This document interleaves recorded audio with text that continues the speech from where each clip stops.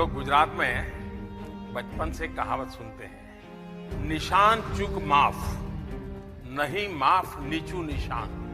यानी अगर निशान चूक जाते हैं तो माफ हो सकता है, लेकिन अगर निशान नीचा रखते हैं तो उसके लिए कोई माफी नहीं। जब लक्ष्य तय करते हैं तो मेरा एक मत रहता है कि लक्ष्य ऐसा होना चाहिए जो पहुंच में हो लेकिन पकड़ में न हो।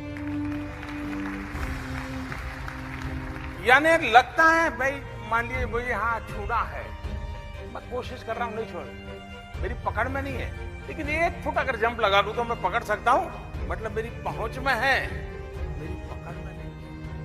एक बार पहुंच वाला लक्ष्य होगा, जब पकड़ में आ जाएगा तो फिर नया लक्ष्य की प्रेरणा उसी में से पैदा होगी। और इसलिए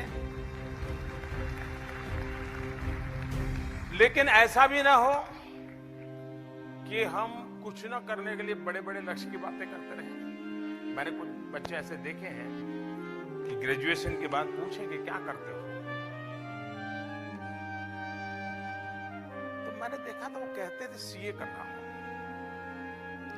तो मैं हैरान था, इतने सारे लोग सीए कर रहे हैं, क्या क्यों कर रहे हैं ऐसा? तो पता चला कि वो, ये मैं 20 साल पहले की बात कर रहा हूं, कि ये सीए कर रहा हूं ऐसा क्यों कह रहे हैं। तो मैंने थोड़ा उनके परिवार इधर उधर बातें करते देखे ना, मैंने पाया कि कुछ नहीं करता हूं, ये जवाब बड़ा भारी रहता है। अब 20-22 साल की उम्र हो गई है, रिश्ते भी आते हैं, तो माँ बाप क्या जवाब दें? तो वो भी आसानी से कहते बेटा सीए कर रहा है।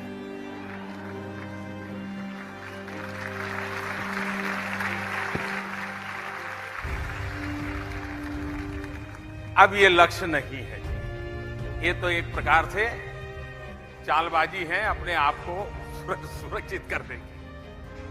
हमें पहले अपने आप को भली भांति जानना चाहिए, अपने तरीके से जानना चाहिए, किसी के संदर्भ में नहीं, अपने माँ बाप के सपनों के संदर्भ में नहीं, अपने टीचर के सपनों के संदर्भ में नहीं, आपके प्रधानमंत्री के भाषण के संदर्भ में नहीं, खुद के संदर्भ में।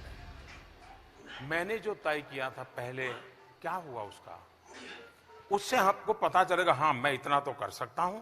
तो तय करो, यहां नहीं रुकना है, 5 कदम और जाना है।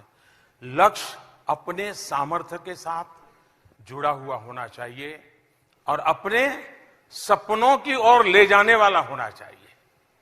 ऐसा ना हो कि सपने ही मरे पड़े हो तो सामर्थ्य ही मरता चला जाता है, और ऐसी जिंदगी कभी नहीं होनी चाहिए। और इसलिए मेरा मत रहेगा कि लक्ष्य साफ होने चाहिए। लक्ष्य 2 प्रकार के भी होते हैं।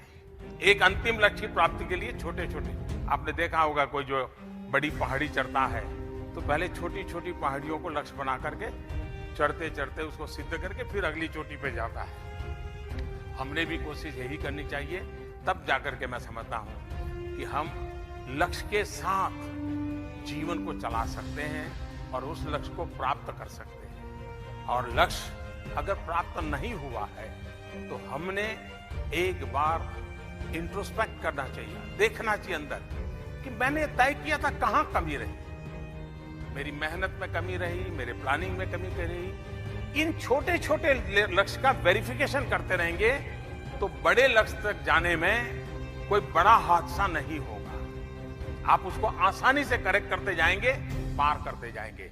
तो लक्ष्य सिर्फ होना इनफ नहीं है, लक्ष्य पाने के रास्ते में आपका कितना कंसंट्रेशन है, आप कितनी एनर्जी कितनी लगाते हैं, किस काम के लिए कितना समय लगाना चाहिए, कैसे लगाना चाहिए, इस पर अगर आप जागृत हैं, मुझे विश्वास है कि कोई लक्ष्य बेकार नहीं जाता है।